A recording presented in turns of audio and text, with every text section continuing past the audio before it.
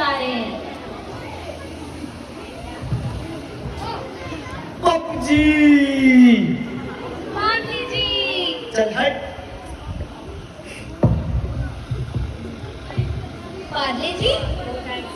मुझे तेरे को मालूम है कल 15 अगस्त है। 15 अगस्त वो क्या होता है?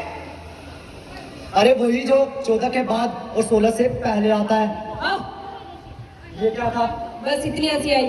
चलो वैसे छोड़ो, 15 अगस्त के हाँ हाँ पता है मुझे, उसे गणतंत्र दिवस कहते हैं। जैसे हर साल मनाया जाता है वैसे इस साल भी मनेगा। छोड़ो मुझे क्या, मैं तो अपनी लाइफ में खुश हूँ। ऐसा क्यों बोल रही है यार? अच्छा छोड़ो, मैंने सोचा था कल छुट्टी होगी, मैं तुम दोनों को घुमाने ले जाता। घूमने तो चलते हैं ना, वैसे वहाँ खाने को तो मिलेगा। अरे भुक्कड़ पहले पूछ तो ले, जाना कहाँ है? तुझे तो खाली खाने की ही पड़ी है। एग्जैक्टली यार, कितना भुक्कड़ है यार ये, हर वक्त खाता रहता है सिर्फ। इन बैग्स के पुतलों में मुझे तो इनमें कोई इंटरेस्ट नहीं। मैं तो चली गाना सुनने, तब तक तुम देख लो। आजा बिना तेरे को इंट्रोड्यूस कराता इनसे। मालूम है कौन है? नहीं। ये है रानी लक्ष्मीबाई। आजा। देखो पता ये कौन है? नहीं। ये है भगत सिंह। आपकी 30 मिनट्स पूरी हो चुकी है, म्यूजियम बंद होने वाला है। अरे अरे मेरे लिए भी रुको, तुम तो मुझे भूल ही गए। रुको, कहाँ चले गए ये दोनों?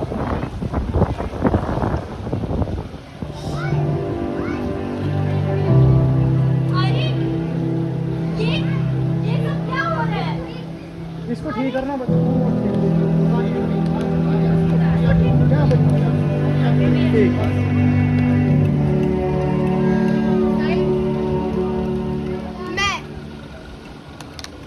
मैं झांसी की रानी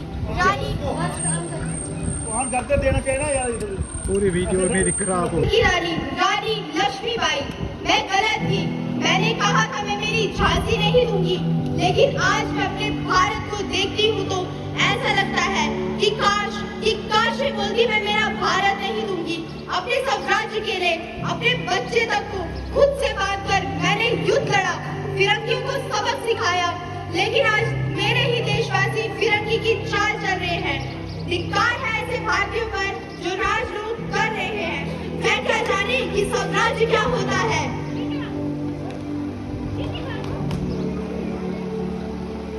मैं भगत सिंह, आज तक आपने मुझे एडिया मूछ में देखा है, लेकिन मैं आज आपके सामने खड़ा हूँ। ये मेरी 10 साल की उम्र है। इसी उम्र से मैं अपनी देश की आज़ादी के सपने देखता आ रहा हूँ, लेकिन मैं आज अपने देश को देखता हूँ तो ये सोचता हूँ कि ये वही भारत है जिसके लिए मैंने, सुखदेव और राजगुरु ने हंसते हंसते फांसी दी थी। ये सपना तो हमने नहीं देखा था। आज जहाँ हर एक बस अपना जेब भरने में लगा हुआ है, जहाँ हर एक बस एक दूसरे को तकलीफ दे रहा है, क्या कभी किसी ने सोचा कि मुझे फांसी देते समय कितनी तकलीफ हुई होगी? इतिहास के पन्नों में मेरा नाम तो कहीं खो सा गया है। किसी दिन मुझे भारतीय संस्कृति श्रेष्ठ पूजने का ओहदा दिया गया था। पूरी दुनिया मुझे हस्तशिल्प के विषय में जानती थी। सन 1932 में मेरी मुलाकात गांधी जी और रविंद्रनाथ टैगोर जी से शांति निकेतन में हुई। उन दोनों के व्यक्तित्व को देखकर मैं बहुत प्रभावित हुई। गांधी जी ने मुझे शिल्प कला के विषय में प्रोत्साहन किया। मेरे जीवन में तो सब खुशहाली से चल रहा था, परंतु मैं अपने देश के लिए कुछ करना चाहती थी। इसलिए मैं गांधी जी के हर अधिवेशन में झाड़ू और बाल्टी लेकर स्वयं सेवक बन रही थी।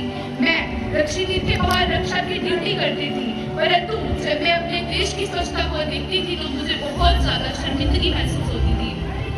मैं ये पहुंचू नहीं झरने तक, टूटे ये पंख लिए मैं चढ़ती हूँ ऊपर तारों तक। मेरा नाम सरोजनी नायडू है। मेरा निश्चित है तक पहुंचने के लिए मैं केवल आगे बढ़ती रही। जब 1925 गांधी जी के साथ मैं मंच पर थी, तब मैंने हमारे देश के लिए सामाजिक, आर्थिक, औद्योगिक के लिए और भौतिक विकास के बारे में बात की थी और देश की जनता को देश की स्वाधीनता के लिए हिम्मत और एकता के साथ आगे बढ़ने का आह्वान भी दिया था।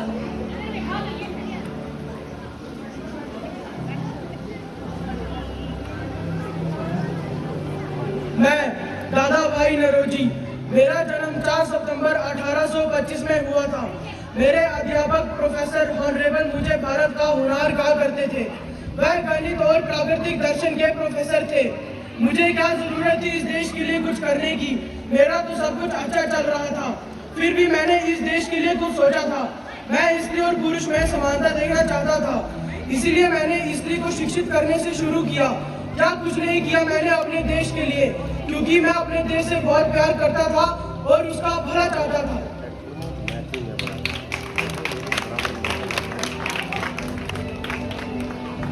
Hi, my name is Anison. My birth was on October 1837. I came in India in November 16, 1893. I am not an Indian. मैंने जब भारत पर पहला कदम रखा उसी दिन से मेरे मन में भारत के प्रति प्रेम की भावना प्रकट हुई। मैंने अपना ज्यादा से ज्यादा समय भारत में बिताया। अब तो मुझे ऐसा लगने लगा था कि मैं भी भारतवासियों में से एक हूँ। मैंने होम रूल आंदोलन चलाया, मैंने शिक्षा के विकास के लिए कार्य किए। मैं एक विदेशी होकर कुछ कर सकती हूँ, तो क्या आप अपने भारत के लिए कुछ नहीं कर सकते?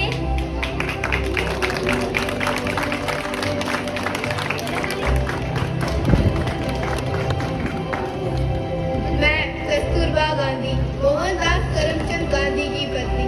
मैं ज्यादा पढ़ी लिखी तो नहीं, लेकिन मैं ये जानती थी कि भारत की आज़ादी के लिए मुझे गांधी जी के साथ पूरी तरह खड़े रहना है, और मैं आखिरी तक रही, चाहे वो स्वच्छ के बारे में हो या स्वतंत्रता संग्राम के बारे में हो। मैंने हमेशा भारत को अपना परिवार माना और भारत के हर नागरिक को अपने परिवार का सदस्य। लेकिन आज जब मैं भारत को देखती हूँ तो यहाँ पर लाज धर्म के बजाय जाति और धर्म का दाना मांगा जा रहा है।